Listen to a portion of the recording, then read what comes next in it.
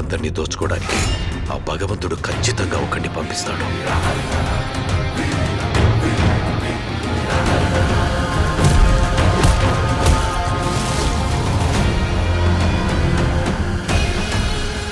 వాడొచ్చి దొంగ దొరలందరి లెక్కలు సరిచేస్తాడు.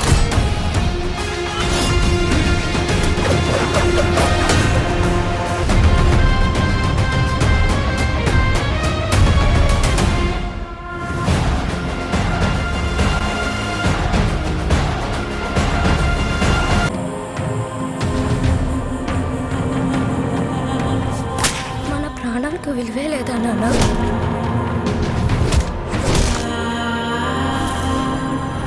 మనల్ని ఎంత హింసించి మన కష్టాన్ని దోచుకుంటున్నారు.